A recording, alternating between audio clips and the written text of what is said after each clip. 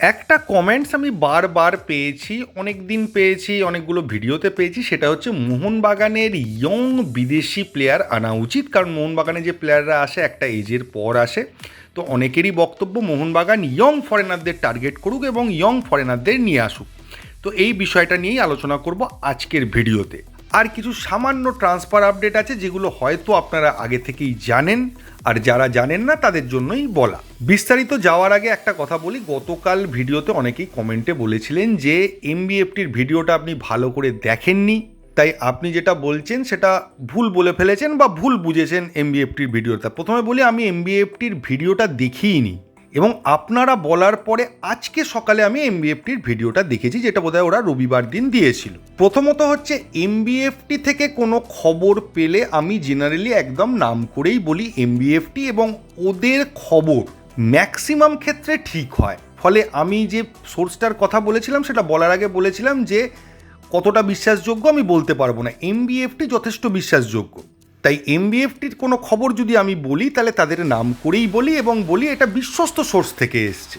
এবং ভিডিওটা দেখার পর আমি বুঝতে পারলাম যে পুরোটাই আলাদা। এমবিএফটি পুরোপুরি কথা বলেছে প্লেয়ার আসা নিয়ে, কে কে আসতে পারে সেটাই ওদের মেন ফোকাস ছিল। আমি গতকালের ভিডিওয়ে বলেছি কারা যেতে পারে।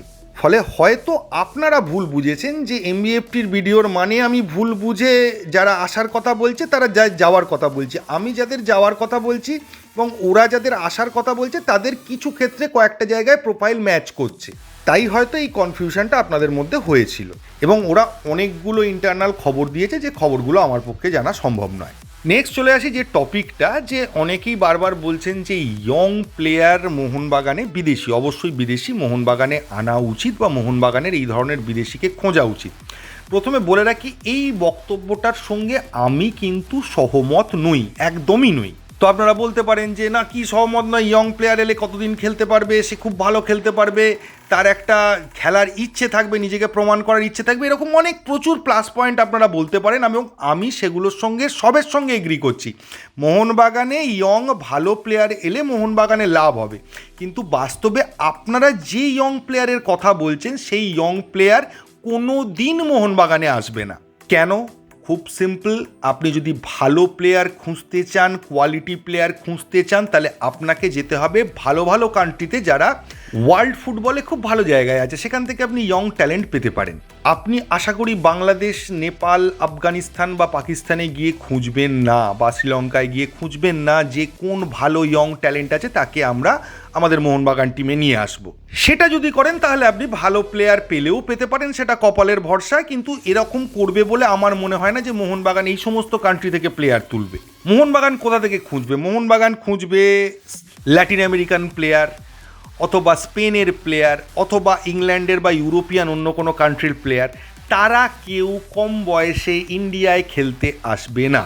যেমন লিস্টন কোলাসোকে বাংলাদেশ লিগ থেকে অফার দিলে লিস্টন কোলাসো বাংলাদেশের লিগে খেলতে যাবে না, কারণ তারপরে এই প্রশ্নটা চলে আসবে, তার যখন জাতীয় দলে নির্বাচন হবে তখন নির্বাচকরা ভাববে যে বাংলাদেশের লিগে সে খুব ভালো খেলছে, কিন্তু সে কি আদৌ ইন্ডিয়ান ন্যাশনাল টিমে খেলার যোগ্য, সেই কোয়ালিটিটা আছে, এই প্রশ্নটা কিন্তু তখন উঠে যাবে। এবং লিস্টন কোলাসোর ক্ষেত্রে আপনি বলতে পারেন যে না, লিস্টন কোলাসোকে আমরা খেলতে দেখেছি, তার ক্ষেত্রেও ব্যাপারটা তাই হতে পারে। কিন্তু কিয়ান নাসিরিকে যদি এখন বাংলাদেশ লিগে নিয়ে যায় এবং সে খুব বিভৎস ভালো খেলে, তখনও কিন্তু ইন্ডিয়ান নির্বাচকরা ভাববে যে কিয়ান কি বাংলাদেশে গিয়ে বিশাল বদলে গেছে, মারাত্মক ভালো খেলছে, না বাংলাদেশের লিগের কোয়ালিটিটা হাই নয় বলে কিয়ান ওখানে খুব ভালো পারফর্ম করছে। কিন্তু আপনি যদি গ্লেন মার্টিন্সকে একটা ভালো অফার দেন বাংলাদেশের লিগ থেকে, গ্লেন মার্টিন্স কিন্তু চলে যেতে পারে, কারণ তার একটা বয়স এসে পৌঁছে গেছে। জানি ইন্ডিয়ান সুপার লিগে তার এখন চান্স পাওয়াটা খুব টাফ, কিন্তু বাংলাদেশের লিগে যদি সে চান্স পায়, ভালো কিছু করে দেখাতে পারে, তার কেরিয়ারের জন্য সেটা একটা এন্ডিংটা খুব ভালো হতে পারে। ঠিক একই জিনিস কাজ করবে যখন আপনি বিদেশের কোনো ভালো টিম থেকে ইয়ং প্লেয়ারকে নিয়ে আসবেন। সে প্রথমেই ভাববে যে ইন্ডিয়া টিমে খেলতে গেলে আমি আমার দেশের ন্যাশনাল টিমে চান্স পাবো কিনা, এবং সমস্ত ইয়ং প্লেয়ারের তো এটাই টার্গেট থাকে, তার দেশকে রিপ্রেজেন্ট করা, তাদের ন্যাশনাল টিমে চান্স পাওয়া, বা তাদের দেশের হয়ে একটা ওয়ার্ল্ড কাপ বা কোনো বড় টুর্নামেন্টে পার্টিসিপেট করা। এবং যে ইয়ং প্লেয়ার ওয়ার্ল্ড কাপে অলরেডি পার্টিসিপেট করেছে বা ভালো ফর্ম দেখিয়েছে, স্ট্যান্ডার্ড ফর্ম দেখিয়েছে, তাদেরও চাহিদা কিন্তু ইউরোপিয়ান লিগগুলো বা পৃথিবীর সবথেকে বড় বড় লিগগুলোতে আছে। তাই ওইভাবে ইয়ং ভালো প্লেয়ার পাওয়ার সম্ভাবনা নেই বললেই চলে। এবার যদি ধরুন বাই চান্স পেয়ে গেলেন সেই প্লেয়ার কোনো কারণে, আর্থিক কারণে হোক বা যে কোনো কারণে হোক, ইন্ডিয়াতে সই করলো এবং মোহনবাগানে খেললো, খেলার পর সে একটা মারাত্মক ভালো পারফর্ম করলো এবং এক্সট্রাঅর্ডিনারি খেলতে শুরু করলো, আপনি ধরে নেবেন আগামী 2 বছরের মধ্যে তাকে বড় কোনো ক্লাব, অন্য বড় দেশের ক্লাব, তারা অনেক বেশি টাকা দিয়ে তুলে নেবে এবং তাকে আমরা আর কোনো দিন পাবোই না, ধরা ছোঁয়ার বাইরে চলে যাবে, আবার রিটায়ার করার আগে হয়তো সে ফিরে আসতে পারে। ফলে আলটিমেটলিও লাভ কিছু হবে না, ওই একটা কি দুটো সিজন সে খুব ভালো খেলবে, তারপর তাকে তুলে নিয়ে বেরিয়ে যাবে। তার থেকে আমি বলবো যে একটু এজেড প্লেয়ার, সে যদি ওয়ার্ল্ড ক্লাস প্লেয়ার হয়, যেমন জাভি, ইনিয়েস্তা, এদের কথা বলা হয়, লুইস সুয়ারেজ, এই লেভেলের প্লেয়ার একটু বয়স্ক হলেও তাকে আমরা রিজার্ভে রাখলাম। একটা সময় সে হয়তো 90 মিনিট খেলতে পারবে না, সেটা আমরা জানি, লাস্ট 30 মিনিট তাকে খেলিয়ে তার আলটিমেট কোয়ালিটিটাকে ইউজ করে আমরা ম্যাচ ঘুরিয়ে দিতে পারি এবং সেই ধরনের প্লেয়ার আমরা আনতেও পারি, তারা আসবেও। যেমন সিভেরিও টোরো কিন্তু খুব কম বয়সে আইএসএলে এসেছিল, কিন্তু ওর কোয়ালিটিটা কি সেই লেভেলের? আপনারা তো সকলেই তার খেলাটা দেখেছেন। ফলে ইয়ং প্লেয়ার এলে সেই আসবে যে জানে যে সে তার দেশের ন্যাশনাল টিমে বা বড় কোনো ক্লাবের, বড় দেশের লিগে চান্স পাবে না, সেটা সে বুঝে গেছে, তাই ইন্ডিয়াতে সই করছে। তাই আমি পরীক্ষিত গেম চেঞ্জার একটু বয়স্ক হলেও আমি প্রেফার করব, এটা আমার ব্যক্তিগত মতামত। হয়তো আপনাদের ম্যাক্সিমাম লোকের সাথে আমার মতামত এক হবে না, আলাদাই হবে।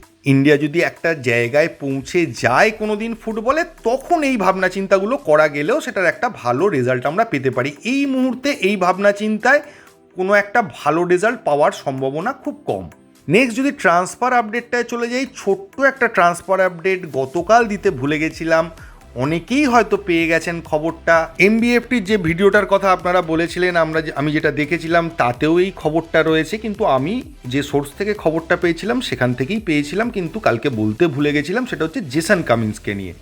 জেসন কামিন্স মোহনবাগানে এই মুহূর্তে গেম টাইম পাচ্ছে না, তার কন্ট্রাক্ট শেষ হবার দিকে এগিয়ে আসছে, তাহলে তার আগে তার সঙ্গে কন্ট্রাক্ট এক্সটেনশন করতে হবে যদি তাকে রাখতে হয়। কিন্তু যতটুকু খবর পেয়েছি সেই সোর্স থেকে, যে জেসন কামিন্স কিন্তু এই মুহূর্তে কন্ট্রাক্ট এক্সটেনশনে রাজি নয়, কারণটা গেম টাইমই, আর কিছু নয়। আবার মোহনবাগান ম্যানেজমেন্ট চাইছে জেসন কামিন্সের সঙ্গে যদি চুক্তিটা একটু বাড়িয়ে নেওয়া যায়, আরও 1-2 বছরের এক্সটেনশন করা যায়, অ্যাটলিস্ট 1 বছরে।